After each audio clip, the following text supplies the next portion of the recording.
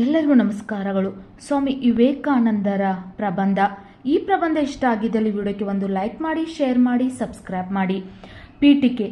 ಸ್ವಾಮಿ ವಿವೇಕಾನಂದರು 1863ರಿಂದ 1902ರವರೆಗೆ ಒಂದು ಜೀವಿತ ಅವಧಿ, ಅವರ ಹುಟ್ಟಿನಿಂದ ಸಾವಿನವರೆಗೆ ಅಂದರೆ 1863ರಿಂದ 1902ರವರೆಗೆ ಅವರ ಒಂದು ಜೀವಿತ ಅವಧಿ ಅಂತ ಹೇಳ್ಬೋದು. ಯುವ ಪೀಳಿಗೆಗೆ ಅದಮ್ಯ ಚೇತನ ನೀಡಿ ಇಡೀ ರಾಷ್ಟ್ರವನ್ನು ಹೊಸ ದಿಶೆಯತ್ತ ಕೊಂಡೊಯ್ದರು. ಯುವ ಪೀಳಿಗೆಗೆ ಅದಮ್ಯ ಚೇತನ ನೀಡಿ ಇಡೀ ರಾಷ್ಟ್ರವನ್ನು ಹೊಸ ದಿಶೆಯತ್ತ ಕೊಂಡೊಯ್ದರು. ಸ್ವಾಮಿ ವಿವೇಕಾನಂದರು ಮಹಾನ್ ದೇಶಭಕ್ತ ನಾಯಕರಾಗಿದ್ದರು. ಅವರು ಜನವರಿ 12, 1863ರಂದು ಕಲ್ಕತ್ತಾದಲ್ಲಿ ಜನಿಸಿದರು. ಸ್ವಾಮಿ ವಿವೇಕಾನಂದರು ಮಹಾನ್ ದೇಶಭಕ್ತ ನಾಯಕರಾಗಿದ್ದರು. ಅವರು ಜನವರಿ 12, 1863ರಂದು ಕಲ್ಕತ್ತಾದಲ್ಲಿ ಜನಿಸಿದರು.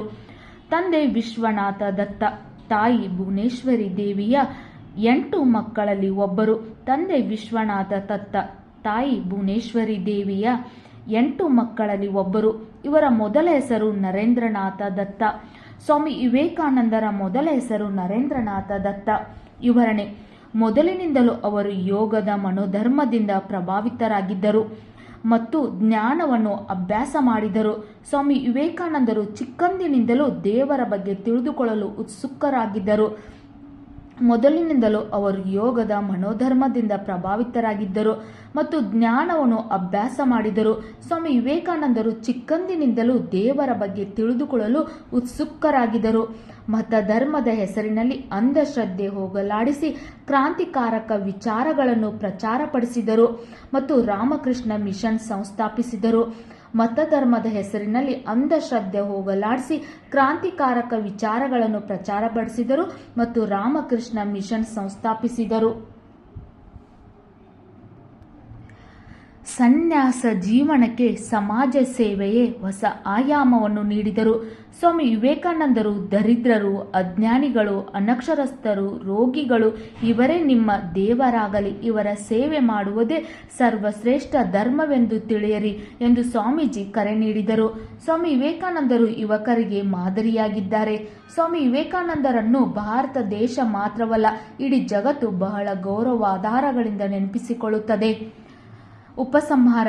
ಸ್ವಾಮಿ ವಿವೇಕಾನಂದರು ಅವರು 40 ವರ್ಷಗಳವರೆಗೆ ಬದುಕುವುದಿಲ್ಲ ಎಂದು ಭವಿಷ್ಯ ನುಡಿದಿದ್ದರು. ಜುಲೈ 4, 1902ರಂದು ಅವರು ಬೇಲೂರು ಮಠದಲ್ಲಿ ಸುಮಾರು 9 ಗಂಟೆಗೆ ಜ್ಞಾನದ ಸಮಯದಲ್ಲಿ ನಿಧನರಾಗಿದ್ದರು. ಅವರು ಮಹಾ ಸಮಾಧಿ ಪಡೆದರು ಮತ್ತು ಮಹಾನ್ ಸಂತನನ್ನು ಗಂಗಾ ನದಿಯ ದಡದಲ್ಲಿ ದಹಿಸಲಾಯಿತು.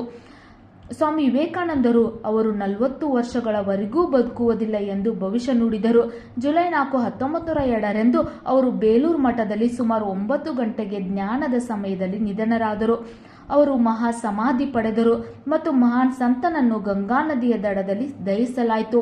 ಸ್ವಾಮಿ ವಿವೇಕಾನಂದರು ಆಧ್ಯಾತ್ಮಿಕ ಮನಸ್ಸಿಗಿಂತ ಹೆಚ್ಚು ಅವರು ಸಮೃದ್ಧಿ ಚಿಂತಕ, ಶ್ರೇಷ್ಠ ವಾಗ್ಮಿ ಮತ್ತು ಭಾವೋದ್ರೇಕ ದೇಶಭಕ್ತರಾಗಿದ್ದರು. ನಿಮಗೂ ಕೂಡ ಸ್ವಾಮಿ ವಿವೇಕಾನಂದರ ಒಂದು ಚಿಕ್ಕ ಪ್ರಬಂಧ ಇಷ್ಟ ಆಗಿದ್ದಲ್ಲಿ ವಿಡಿಯೋಕ್ಕೆ ಲೈಕ್ ಮಾಡಿ, ಶೇರ್ ಮಾಡಿ, ಸಬ್ಸ್ಕ್ರೈಬ್ ಮಾಡಿ, ಸಪೋರ್ಟ್ ಮಾಡಿ. Thank you.